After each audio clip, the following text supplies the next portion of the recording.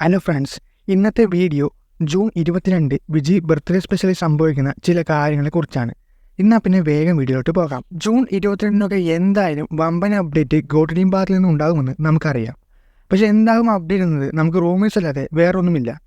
Rumours പ്രകാരം നോക്കുമ്പോൾ second single and glimpse എന്നൊക്കെയാണ് പറയുന്നത്. പക്ഷേ മറ്റൊരു ന്യൂസ് ഇന്നലെ ഒന്ന് കിട്ടിയായിരുന്നു. ഗോട്ട് ടീം പ്രതീക്ഷിക്കാത്ത രീതിയിലുള്ളൊരു അപ്ഡേറ്റ് കൂടി ബർത്ത്ഡേക്ക് പ്ലാൻ ചെയ്യുന്നുണ്ടെന്ന്.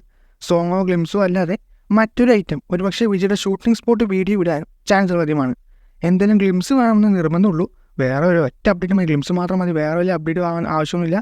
എന്ന് തരികയാണെങ്കിൽ 2 അപ്ഡേറ്റ് തരികയാണെങ്കിൽ കൊള്ളാം. എന്തെങ്കിലും ഗ്ലിംസ് നിർബന്ധമാണ്, അത് വരണമെന്നതിന് ആഗ്രഹം. വരുമോ എന്ന് കണ്ടു കഴിഞ്ഞാൽ അറിയേണ്ടി വരും.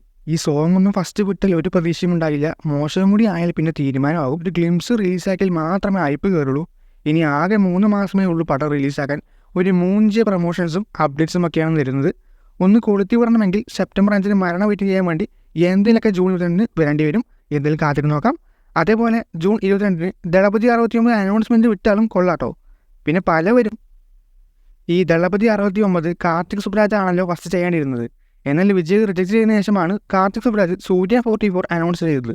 അപ്പോൾ പലർക്കുള്ള ഡൗട്ടാണ് ഈ സൂര്യ 44 ദളപതി 69 വരേണ്ടിയിരുന്ന സ്റ്റോറിയാണോ എന്ന്.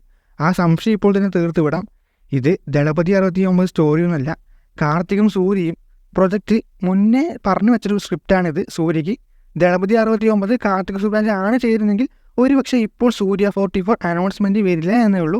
ദളപതി 69 റിജക്റ്റ് ആയതുകൊണ്ടാണ് സൂര്യ 40 ചെയ്യാമെന്ന് തീരുമാനമൊക്കെ ആയത്. എന്തായാലും വിജയ്ക്ക് വെച്ച സ്റ്റോറിയൊന്നുമല്ല സൂര്യ 44. എന്തായാലും സൂര്യ 44 ഒരു കിടിലം പടമാകും. കാസ്റ്റ് ആയാലും ക്രൂ ആയാലും എല്ലാം അടിപൊളിയാണ്.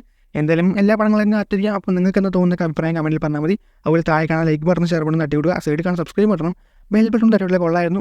ഇന്ന് പിന്നെ മറ്റൊരു വീഡിയോ ആയിട്ട് കാണാം.